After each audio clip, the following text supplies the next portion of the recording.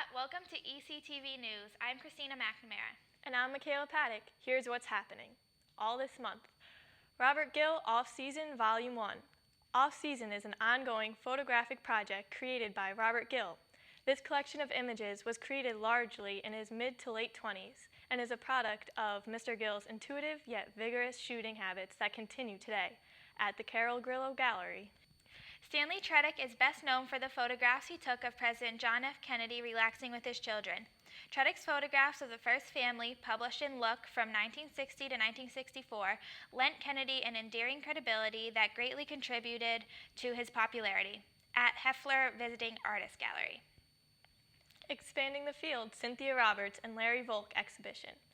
Cynthia is a painter, Larry is a photographer. Both are faculty members of the School of Visual and Performing Arts at Endicott College. Each of these artists are taking their media to new heights by exploring and expanding variations of their works at the Spencer Presentation Gallery.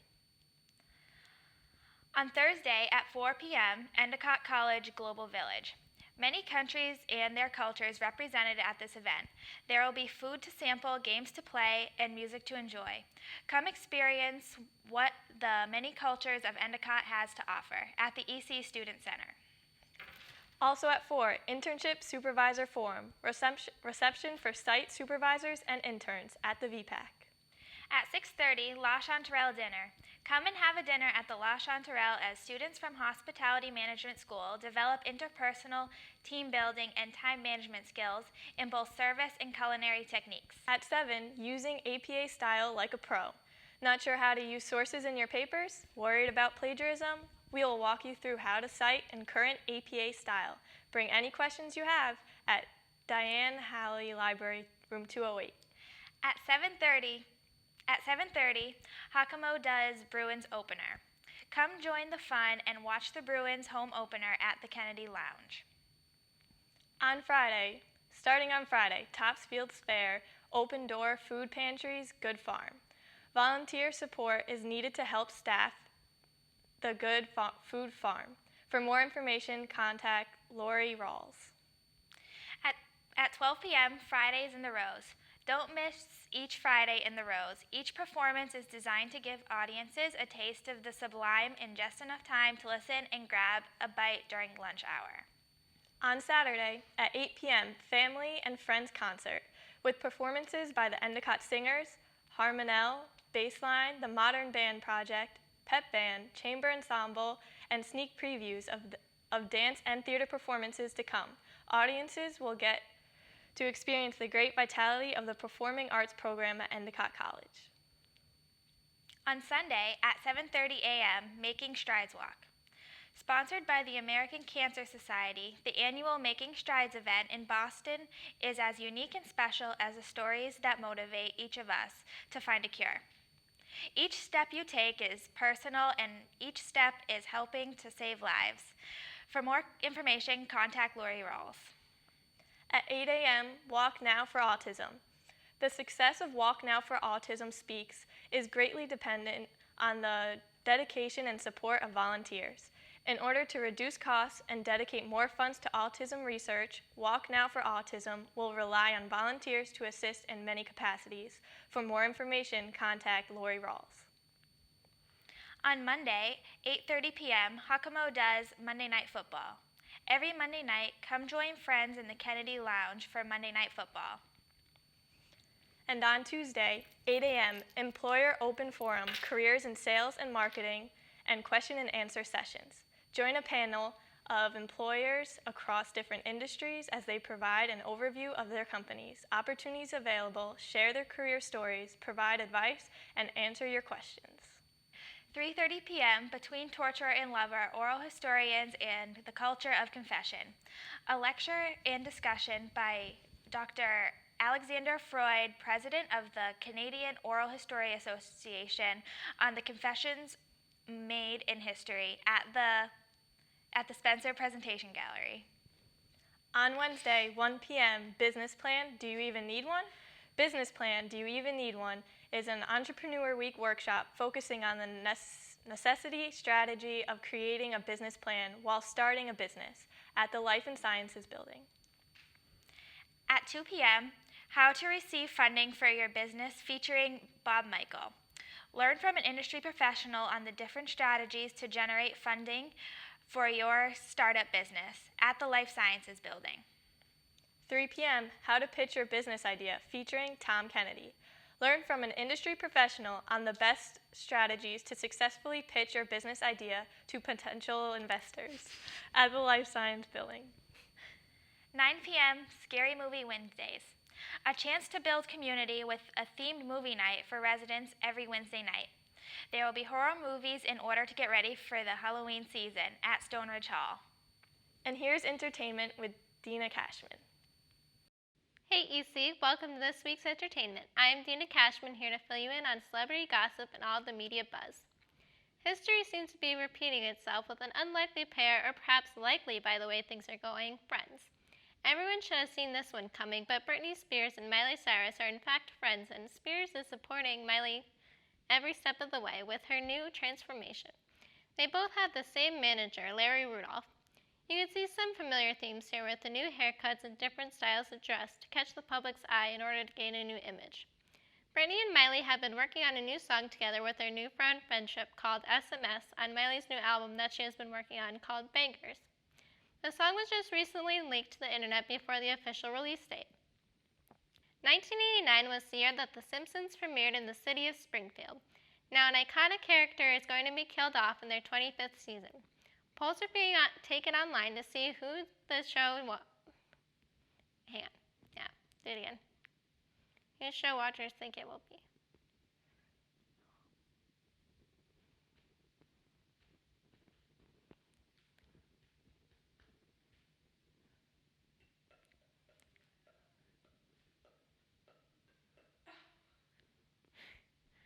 Three, two, one. Ready? 3, 2, 1. 1989 was the year that The Simpsons premiered in the city of Springfield. Now an iconic character is going to be killed off in their 25th season. Polls are being taken online to see who show watchers think it will be. Executive producer Al Jean said that the character that will be killed off won an Emmy, and so far 9 characters have won an Emmy, and the entire main cast have as well. This is not the first time the show has killed off a character, though. Maud Flanders was killed off in the 2000 season. The clues are very limited, and fans will just have to wait with bated breath to see who is the next to go. I bet you get most of your entertainment news through Apple products, right? Well, it clearly shows. Apple is now in first place as most valuable brands, knocking Coca-Cola out of the way to third place. What is interesting, however, is that Coca-Cola is still more popular amongst Facebook likes. Coca-Cola has 73.2 million compared with 9.8 million for Apple and 15.1 million for Google. The Big Bang Theory actress Kaley Cuoco shared some exciting news with the public that she was surprised with an engagement to her tennis player boyfriend Ryan Sweeting. Cuoco was so surprised at this engagement because Sweeting wanted to throw her off, pretend that have a fight at the beginning of the evening to make her think things were going badly. He then turned the evening around and pulled out a ring after 3 months of dating, to which she said yes right away. That's it for this week. Stay tuned for next week to see what's happening. And here's sports with Jocelyn Kane. Hello and welcome to this week's episode of ECTV Sports. After an exciting week of kicking butt and taking names, we're back to report on all of your favorite golf sports. For ECTV, I'm Jocelyn Kane. The field hockey team had a couple of disappointing losses this week to number 17 team MIT. In the non-conference matchup, the Gulls fell to the Engineers 4-2. And again this week, the Gulls traveled across town to rival Gordon and fell 3-0 in their first match to the Fighting Scots in 6 years. Also for the first time this season, losing a conference matchup. But it's not all bad news for the Gulf field hockey players. Both Liza Solark, a senior from Carmel, New York, and Sienna Transy of West Springfield, Mass. Earned CCC honors this week. Lizetta claimed her second Defensive Player of the Week for her outstanding performances as goalkeeper. Sienna claimed her first CCC honor of Rookie of the Week. They play Salve Regina and UNE for homecoming on Saturday at Northfields at 1 p.m. this week. In the first week of New England Football Conference, The Endicott football team went on the road to soar over Curry 42-27. Gulls junior quarterback Drew Frenette threw over 300 yards and 4 touchdown passes, and sophomore running back Spencer Walsh rushed a season high of 149 yards and 2 scores to lead the offensive effort. Thanks to an outstanding effort by the quarterback Fournette, he earned his first weekly honor of NEFC Offensive Player of the Week. The Gulls play at home Saturday, also for homecoming weekend, against Maine Maritime at 12 p.m. Austin Teal, a sophomore from Loudonville, New York, continues his impressive fall season medaling at the UNE Golf Invitational and helping his team win their first competition of the year. The Invitational featured 6 teams with a total of 30 golfers in the field. Endicott's score was 305, 6 shots ahead of Southern Maine's 311. The men's rugby team unfortunately lost against Mass Maritime 40-17 last Friday. Mass Maritime took an early lead and never seemed to look back, despite both teams' frustration with the unfair refs, and the flow of the game was never quite the same. Despite the close, well-contested game, Mass Maritime was able to break for a few long runs for tries. The Gulls traveled to Western New England on Saturday to hopefully regain from back-to-back losses. The women's soccer team has an impressive week, continuing their winning streak to 7 games in a row. Starting off the week was number 6, a win against CCC opponent Wentworth. The Gulls beat the Leopards 3-1. Then for number 7, the Blue and Green defeated Plymouth State 2-0. They dominated in both offensive and defensive performances to claim the impressive win.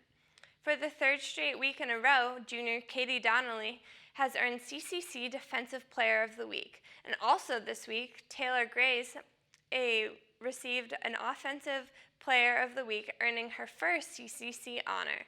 They play Western New England at home on Saturday for their homecoming matchup at 4:30 p.m.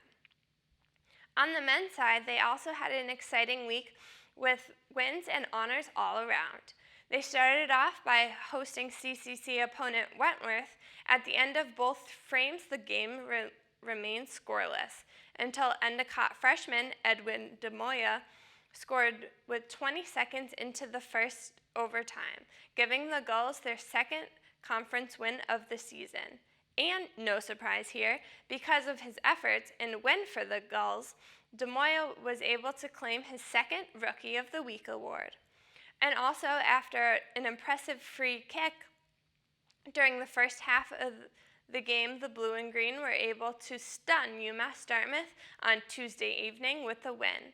This week, they play Western New England for their homecoming game at 7 p.m. on Saturday and St. Joseph's on Wednesday. Junior captains Chrissy Martell and Amy Hecox represented the women's tennis team at the ITA Regional Championships this past Friday at Williams College. Chrissy advanced in her first round but fell in her second to the tournament's top seed. Amy fell in her opening round to her opponent from Wesleyan. Back in CCC action, the Gulls fell to a 3-way tie against rivals Nichols and Gordon. This week, they also play Salve, Virginia, and Wentworth. The volleyball team started out their week by sweeping the UNE Nor'easters 3-0 in CCC play. The Gulls' offensive attack and solid all-around performances to dominate UNE last Wednesday. They also traveled to New York this past weekend for the Brunch Invitational. Despite a tough first day for the Gulls, they were able to go 2-0 on the second. Callie Dolan, a senior, was able to earn CCC Offensive Player of the Week for the second time this season.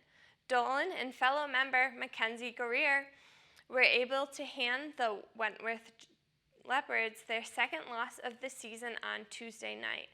They play Curry, Roger Williams for homecoming, and Salve Regina this week. And that's it for sports this week. Be sure to turn in next week for all your weekly updates and CCC honors. Back to you in the studio. I'm Jocelyn Kane. Thanks for watching. I'm Christina McNamara. And I'm Michaela Paddock. See you next week.